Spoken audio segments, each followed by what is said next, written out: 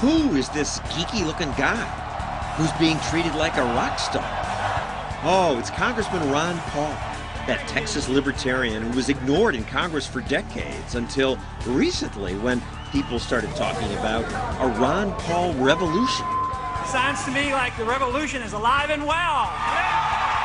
Revolution? What's he talking about? Well, for a congressman, he does have different ideas about government. But you take care of yourself. Don't ask the government for anything. The left mocks him for that. I do like the theory, by the way, of self-reliance. But when you get into the real world, it doesn't work. And many on the right don't like his anti-war views. I don't think I've ever heard that before, and I've heard some pretty absurd explanations for September 11th. Republicans applauded that criticism. But then, at the biggest conference of conservatives, Republicans chose him over all the presidential candidates. Thank you. What if he did win? What would he say in a debate against the president? Or, well, this guy? Let me be clear. Now, the government has to lead. Maybe if the government got out of the way, we would have high-speed transportation. What would a Ron Paul presidency be like? That's our show tonight.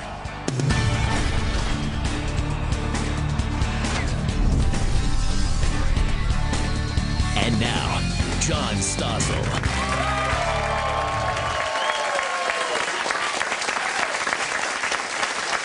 For decades, we libertarians have been dismissed as a collection of naive crackpots who want government to be so limited that no serious politicians would call us anything but fringe. Some people still say that. But these days, there are more libertarians for them to contend with. Libertarians were a big part of the Tea Party, and now more politicians talk about cutting spending. Imagine that. And the one man who's probably done more than anyone to make that happen is Congressman and potential Republican presidential candidate Ron Paul.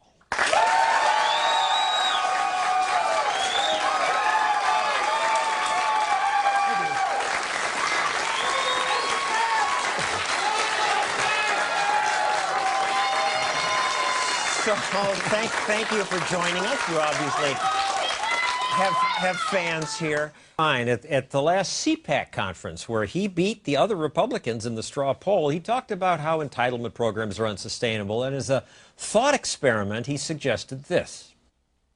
But would you consider opting out of the whole system under one condition?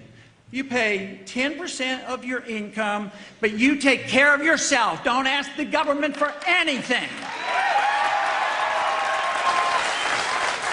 There was big applause for that. But, and there's applause here, but when I posed that question to my studio audience, another one, young people were very skeptical. What? I wouldn't get my student loan? And Chris Matthews sneered at the idea. You're never going to go onto a federal highway again. You're never going to go to an airport that is regulated by FAA. You're never going to eat a can of tuna fish because of my inspector for tow main. Yeah. You're going to do your own inspections for tow main. Right. You're going to inspect that. And your own cancer research, don't forget about that. And you're going to defend yourself if we're invaded by Canada. You're going to defend yourself. Unregulated airports. He suggests the planes will smash into each other. And I have this argument a lot in Washington about, I will make this statement that we don't need all these federal regulations. Oh, he doesn't want any regulations. Well, when it comes to economics or airlines, you would have other people regulating, the property owners, the airlines. And the airlines don't want to kill their customers? That is absolutely. They might even be able to provide security. They may even be able to replace the TSA if they realize how they could do that. He says we'll have poisoned tuna.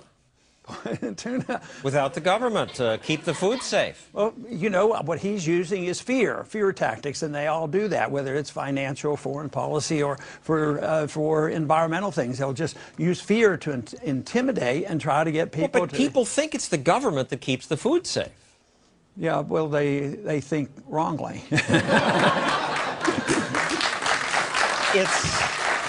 It's the food companies that keep their food safe because they want to protect their own reputation, right. Their brand. And in a free society, they are liable and responsible. I think once government comes in with the regulations and they regulate something bad, then it affects everyone, and they're protected because the government said it was okay to do this. He says there'll be no cancer research. And he's absolutely wrong about that. There may be better directed cancer research and not politically directed research. So he's wrong on that. He said we wouldn't be able to defend ourselves. Well, I think we'd be a lot more able to defend ourselves because he doesn't believe much probably in the Second Amendment. And if you believe in a free society, believe in the Second Amendment, that's where your real protection comes from. And you support defense as a role for government. If Canada attacks us, we should fight back, right? That's right. I use Canada as a good example. We should treat all countries like Canada as our friends and trading partners and don't give them any foreign aid. All right, well, enough for now. Yes, sir. Dr. Paul, my name is Nathan Cox. I'm from Virginia, and I wanted to start off by saying that you, a lot of people say that you cured their apathy, and you cured mine while I was in Baghdad in 07, 08, and I wanted to say thank you very much for that. Thank you. Wait a second. You're in Baghdad fighting. He's saying you shouldn't be there, and that cured your apathy? Yes, sir. I had a friend of mine from Texas who told me to check out what Ron Paul was saying while I was over there, and I started YouTubing the presidential debates that were going on over there.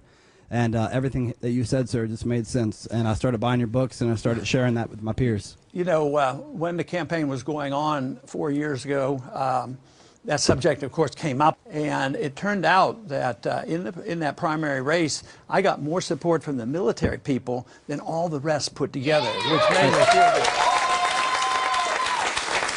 And you know, I'm not surprised because at first I said, oh boy, that's great, that's a little surprising. But then I got to thinking, you know, I was in the military for 5 years in the 60s, and I wasn't around begging, boy, I sure hope Johnson gets us more involved. I'm anxious to go over to Vietnam, you know. With that in mind, we have barely touched on that, your biggest issue. Dr. Paul has said that our presence in the Middle East is one reason we were attacked on September 11th, and that made some people mad. We invited the attack because we were attacking Iraq. I don't think I've ever heard that before, and I've heard some pretty absurd explanations for September 11th. The crowd applauded Giuliani. Ron Paul's answer when we come back.